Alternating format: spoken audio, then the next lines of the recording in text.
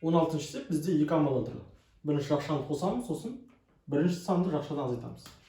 Бірінші амал 4,19-дан 5 қосылған 1,38-ден 1. 19-ға да 38-ге де бөлетін сал 38. 4,38-ден қосылған 1,38-ден.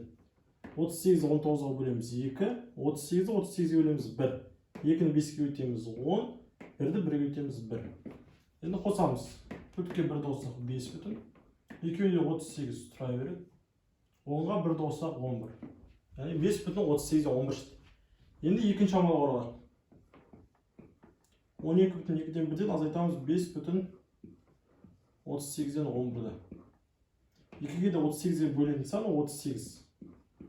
12,38 азайтылған 5,38. 38-ді 2-ге бөлсек 19. 38-ді 38-ге бөлсек 1. 19-ды 1-ге бөлсек 19. 1-ді 11-ге бөлсек 11. 12,5-тен 5,5-ді азайтсақ 7,5 бар. 38 екеуіне де ортақ тұра береді. 19-дан 11 азайтсақ 8 болады.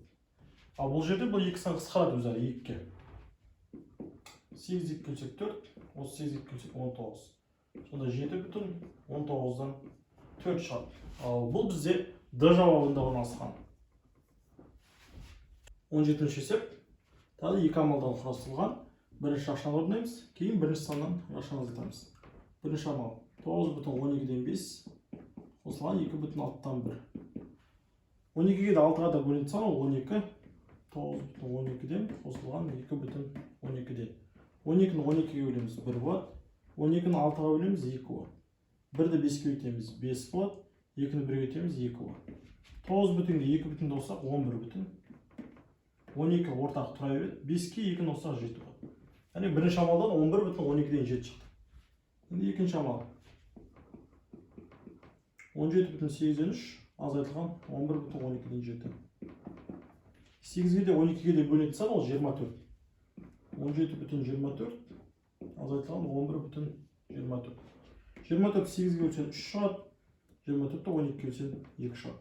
3-ті 3-ге өтсең 9 шығады. 2-ні 7-ге өтсең 14 шығады. Бірақ қараңыз, 9-дан 14 азайтылмайды. Сондықтан біз мына 17,ді 16,ді жазамыз. Бөліміндегі 24 тұра береді. Ал мына 9-ның орнына 24-ті қосамыз. Сол кезде 33 болады.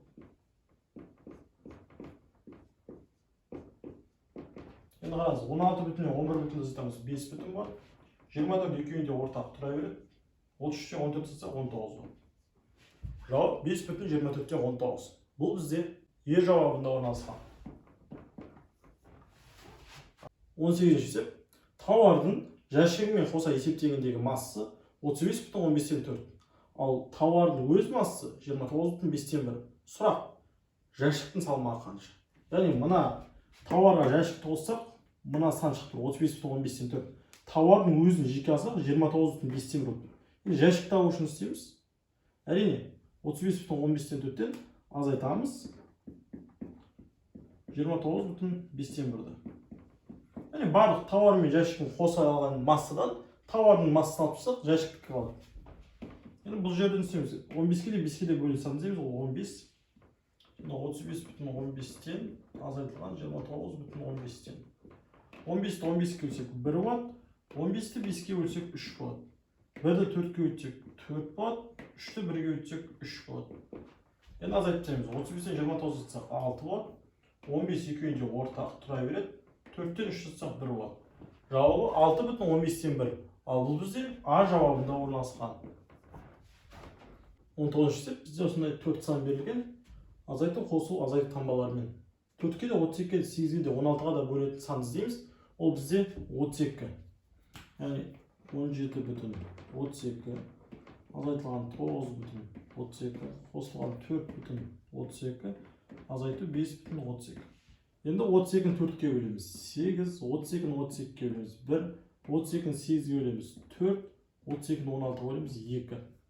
Енді 8 3-ке өтеміз 24, 1-ді 1-ге өтеміз 1, 4 3-ке өтеміз 12, 2-ні 3-ке өтеміз 6. Енді істейміз.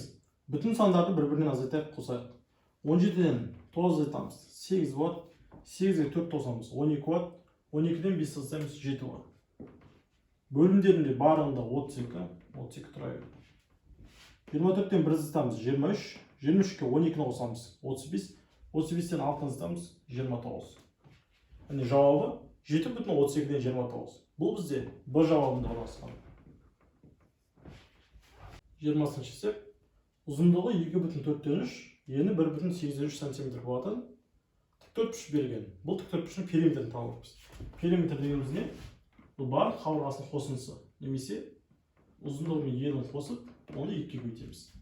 Біздің жағдайда міне ұзындығы, міне ені. Яғни біз 2,4-тен 3-ке қосамыз 1,83-ті. Бұл біздің бірінші амалымыз. 4-ке 8-ге де бөлу санын іздейміз, ол бізде 8. 2,8-де қосылған 1,8-ден. 8-ді 4-ке бөлеміз 2, 8-ге бөлеміз 1. 2-ні 3-ке өтеміз 6, 1-ді 3-ке өтеміз 3. 2,1-ге 1,9 болсақ 3,0 болады. 8 2-ні де ортақ тұра береді.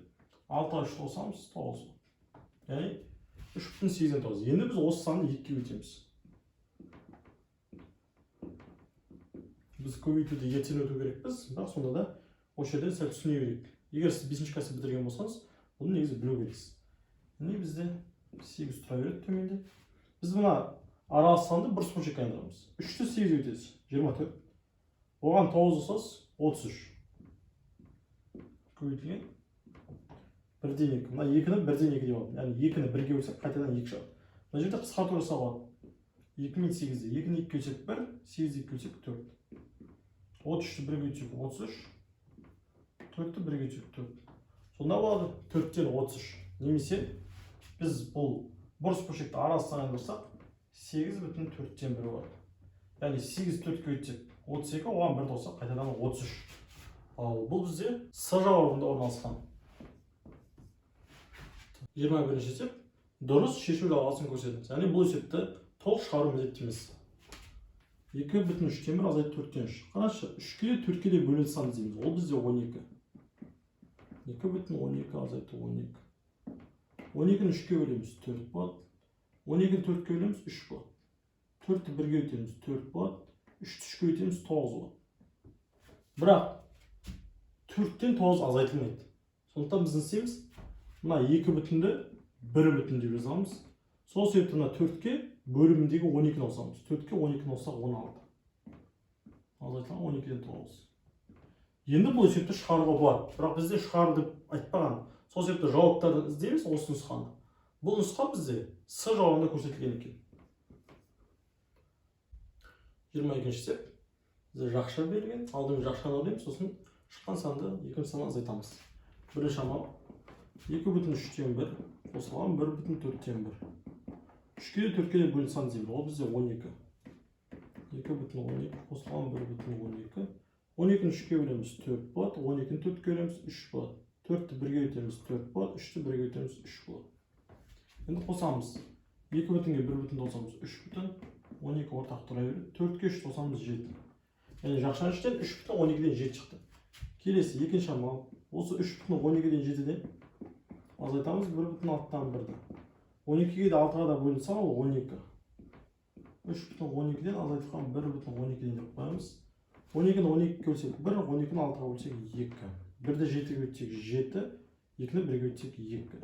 3,1-ден 1,1 азайтсақ 2,1. 12 2-ге ортақ тұра береді. 7-ден 2-ні азайтсақ 5 болады. Яғни бізде 2,12-ден 5 шықты. Бірақ жауаптарға қарасақ, ол жерде жауаптар бұрыс бөлшек түрінде көрсетілген.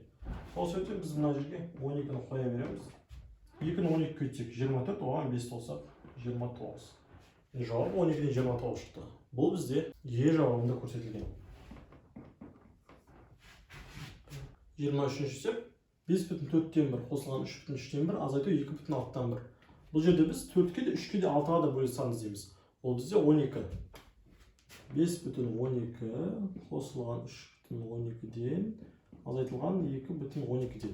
Енді 12-ні 4-ке бөлеміз 3, 12-ні 3-ке бөлеміз 4, 12-ні 6-ға бөлеміз 2. 3-ті 1-ге өтеміз 3, 4-ті 1-ге өтеміз 4, 2-ті 1-ге өтеміз 2. Енді бүтіндерге назар аударайық. 5 бүтінге 3 бүтін қоссақ 8 бүтін, 8 бүтінге 2 бүтін қоссақ 6 бүтін. Барлығында да бөлімде 12, 12 тұра береді. 3-ке 4 қоссақ 7, 7-ден 2-ні азайтсақ 5 болады. не 6,12-ден 5. Бірақ біз жауапқа назар аударсақ, бұл жерде жауаптар бұрыс бөлшекпен берілген. Сол себепті біз 12 жазып қоямыз. 6-ны 12-ге өтеміз. 72, оған 5 қосамыз, 77. Жауаптардың ішінде 12-ден 77 С нұсқасында көрсетілген. 24-ші есеп. 27-тен 10 қосылған 24-тен 8 қосылған 50-ден 25. Алдымен біз бұл сандарды қысқартып алайық. Мысалы 25 пен 10 екеуі де 5-ке қысқарады. 10-ды 5-ке бөлсек 2, 25-ті 5-ке бөлсек 5. Болады 5-тен 2. 24 пен 8 екеуі де 8-ге қысқарады. 8-8 бөлсек 1, 24 8-ге бөлсек 3.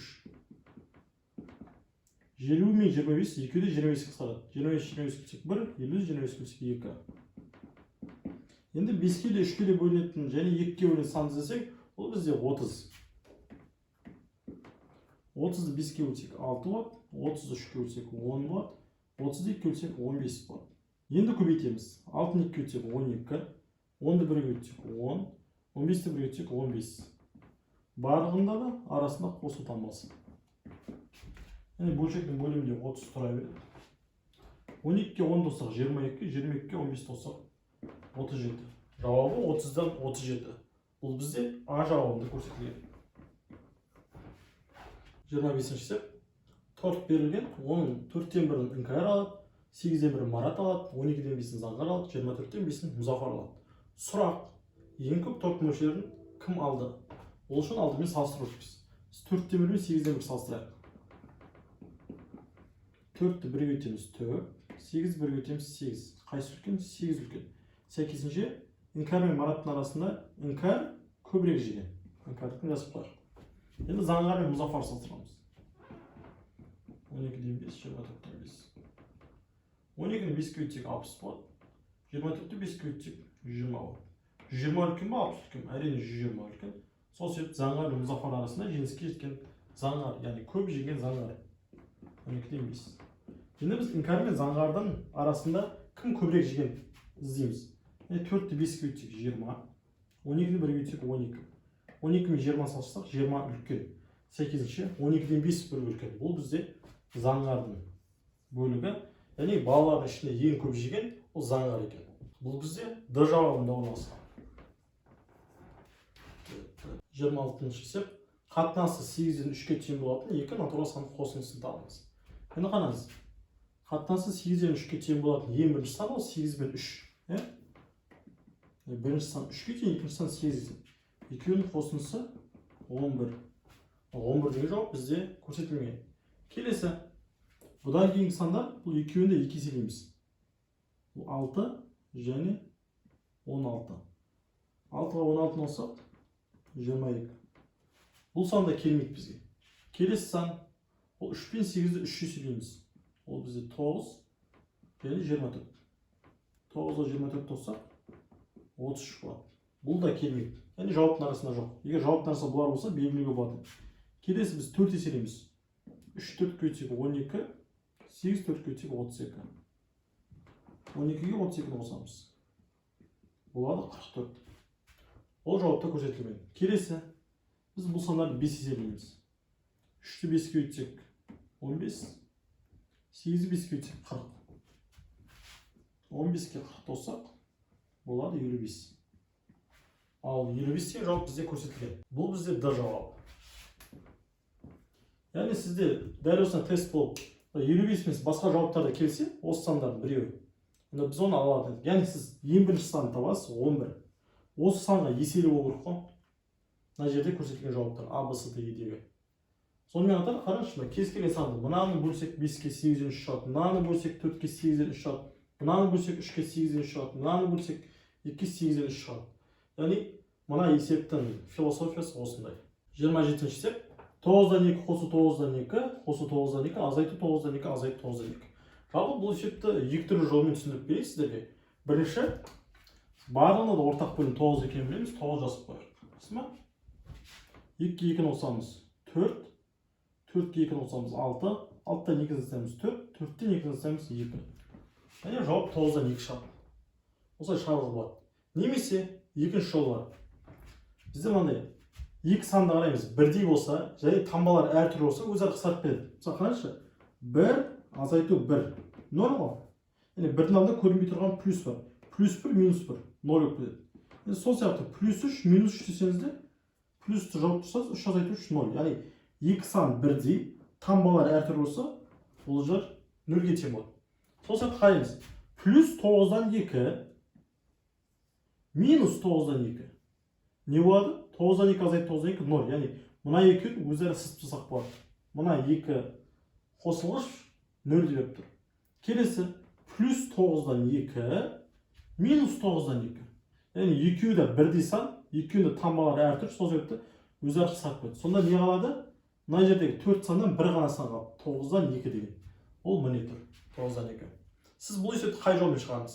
Бізге пікірге қалдыңыз. Ал бұл бізде С жауабында орналасқан. 28-ші есеп 7 азайтылған 5,9-дан 7. Біз мына жерде 7 азайту 5, 2, 2,9-дан 7 деп жазып жіберсек, қателесеміз. Сіз айтыңызшы, солай шығардыңыз ба? Олай шығарған жоқсыз ба? Егер олай шығармасаңыз, жарайсыз. Сіз сабақты дұрыс түсініп жүрсіз деген сөз. Енді есепке алайық. 7 бүтін. Біз бұны қалай жазаймыз? 1 бүтінге азайтамыз, яғни 6 бүтін дейміз. Осын келесі бөлшектің бөлімдегі сан қараймыз. 9 ба? Онда біз 9-дан 9 деп жазамыз. Егер мына арада 11 болса, 11-ден 11 деп жазамыз. Яғни 6 бүтін 9-дан 9 бен 7 деген сан екеуде бір сан. Себебі 9 болсек 1 болады, 1-ге 6 болса қайдадан 7 болады. Келесі минус 5,9-дан 7 жазып қойып. 6 бүтіннен 5 бүтін жазсақ 1 бүтін болады. Екеуінде бөлім 9 тұра береді. 9-дан 7 жазсақ 2 болады. Жауабы 1,9-дан 2. Бұл бізде А жауабында орналасқан. 29-ші есеп. Мына кестеге қарап, ПРСТ деген жауаптарға сәйкес келмейтін мәнін табу керекпіз. Яғни біз әрбір әріптің шешімін табу керекпіз. Мысалы, П-ны табу үшін істейміз. П қандай екі санмен қиылысып тұр? Ол 2,9 және 7,1 қиылысқан. Қосу таңбасы тұрғандықтан екеуін қосамыз. Егер көбейту таңбасы тұрса, көбейтетін едік. Бұл көбіне түрге түседі келетін есеп. Енді қосамыз. 2 бүтінге 7 бүтін болсақ, 9 бүтін 10-нан 9-ға 1 болсақ 10. 10-ды 10-ға бөлсек 1, 9-ға 1 болсақ 10 бүтін болады. Яғни П бізде 10 бүтінге тең. 10 бүтін бізде бір жауабында орналасқан, яғни бұл жауапты ала алмаймыз. Бізге керек емесін сұрап. Келесі R табайық. Яғни 8,5-тен 3-ке қосамыз 7,10-нан 1-ді. Екеуінде бөлген сан 10. 8,10-нан қосылған 7,10-нан. 10-ды 5-ке бөлсек 2, 10-ды 10-ға бөлсек 1. 2-ні 3-ке бөлсек 6, 1-ді 1-ге бөлсек 1. 8-ге 7 болсақ 15. Екеуінде бөлген сан 10, 6-ға 1 болсақ 7. 15,10-нан 7. Ол бізде С жауабында орналасқан. Бұл жауапты да ала алмаймыз. Келесі S табар.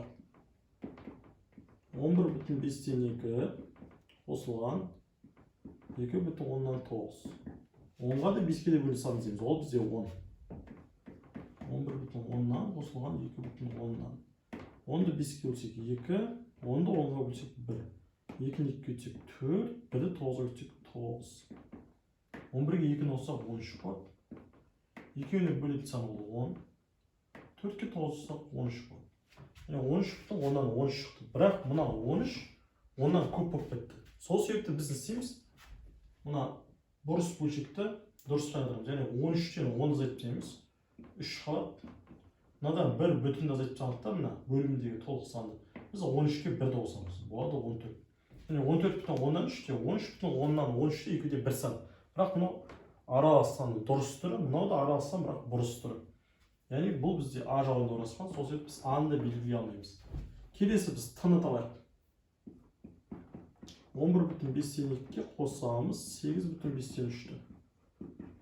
Мына жерде екеуінде де ортақ бөлім 5 болғандықтан бірден қосу жұмысын жасап кетеміз. 11-ге 8 қоссақ 19, екеуінде ортақ 5 тұра береді.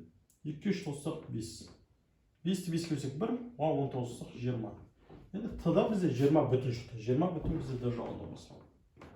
Яғни бұл да керек емес. Сонда жауаптар ішінде ПРСТ жауабына сәйкес келмейтін ол Е жауабы. 13,10-нан 3. Бізде де дұрыс жауабы Е болады. 30-шы есеп. Бізде 4 жақша берілген. Қанша амал бар екен бірге санайық. Бірінші амал, екінші амал, үшінші амал, төртінші амал. 4 амал 4 жақшадан Сосын бірінші мен екіншісін қосамыз, ол 5-ші амал. Одан шыққан саннан азайтамыз, ол 6-ші амал. Одан шыққан саннан қосамыз, 7-ші амал. Яғни біз 7 амал қатесіз шығарсақ, онда 30-ші есептің дұрыс жауабын таба аламыз. Ал кеттік, іске сәт. Бірден басайық. 13 азайтылған 8,9. 13-тен 8-ді азайтар кезде біз 13-ті 12 бүтін деп жазамыз, иә? Мына бөлшегіндегі бөлімінде қандай сан жазатынымыз, ол келесі бөлшектің бөліміндегі сан шешеді. Яғни мынада 10 тұр ма? 10-нан 10 дейміз. 12 бүтіннен 8 бүтін жазамыз, 4 бүтін болады. 10 тұра береді ортақ, 10-нан 9 жазамыз 1. Яғни 4 бүтін 10-нан 1 шықты. Екінші амал. 26 бүтін 2-ден 1 азайтылған 15 бүтін 5-тен 1. 2-ге де 5-ге де бөлінген сан ол 10. 26 бүтін 10 азайтылған 15 бүтін 10. 10-ды 2-ге бөлеміз 5, 10-ды 5-ге бөлеміз 2. 5-ті 1-ге өтеміз 5, 2-ні 1-ге өтеміз 2. 26-та 15 жазсақ 11 болады. 10 тұра береді. 5-тен 2 жазсақ 3 болады. Яғни 11 бүтін 10-нан 3 шықты. Үшінші. 14 бүтін 5-тен 1 азайтылған 7. Енді бұл жерде азайта беруге болады. 14 бүтіннен 7 бүтін жазсақ, 7 бүтін 5-тен 1 болады. Яғни мына бөлшектен бүтінді азайтсақ, азайта аламыз. Ал бірақ бүтіннен бөлшекті азайтсақ, мына бүтінді бөлшекте бөліп біз осылай. Төртінші амал. Бізде 3 бүтін 10-нан 3-ке қосамыз 8 бүтін 2-ден 1-ді. 10-ға да 2-ге де бөлінсем, ол 10. 3 бүтін 10-нан қосылған 8 бүтін 10-нан. 10-ды 10-ға бөлсек 1, 10-ды 2-ге бөлсек 5. 1-ді 3-ге бөлсек 3, 5-ті 1-ге бөлсек 5. Яғни мына жерде бізде 3-ге 8 қоссақ 11, 10 тұра береді. 3-ге 5 қоссақ 8. 11 бүтін 10-нан 8 шығады. Немесе қысқартып жіберсек болады. 2-ге. Мына 4, мына 5 болады 11 бүтін 5-тен 4. Енді келесі 5-ші амал. 5-ші амалда не істейміз біз? Мына бірінші амалдан шыққан санды екінші амалға қосамыз. Яғни 4 бүтін 10-нан 1-ге қосамыз 11 бүтін 10-нан 3-ті. 4 бүтінге 11 бүтін қоссақ 15 бүтін. 10 2-ге ортақ тұра береді. 1-ге 3-ті қоссақ 4 болады. Яғни 2-ге де қысқарады. 2-ге 15 бүтін 5-тен 2. Мына 2 өлсек 2, мына 2 өлсек 5. Келесі 6-шы амал. Осы шыққан 15 бүтін 5-тен 2-ден азайтамыз. Мына 3-ші амалдан шыққан санды. Яғни 7 бүтін 5-тен 1. Екеуінде де бөлімі 5 болғасын, бірден жұмыс жасап кетеміз. 15 бүтін 7 бүтін жазсақ 8 бүтін болады. Екеуіне ортақ бөлім 5 тұра береді. 2-ден 1 жазсақ 1 болады. Яғни 8 бүтін 5-тен 1 болады. Келесі соңғы, 7-ші амал. Осы 6-ші амалдан шыққан 8 бүтін 5-тен 1-ге қосамыз. 4-ші амалдан шыққан 11 бүтін 5-тен 4-ті. Бөлімдері бірдей болғандықтан бірден жасап кетеміз. 8-ге 11 қоссақ 19 болады. Ортақ бөлім 5 тұра береді. 1-ге 4 қоссақ 5 болады. Енді 5-ті 5-ке бөлсек 1, оған 19 қоссақ 20 болады. Яғни бізде 20 бүтін. Бұл бізде С жауабында орналасқан. Рахмет назарыңызға.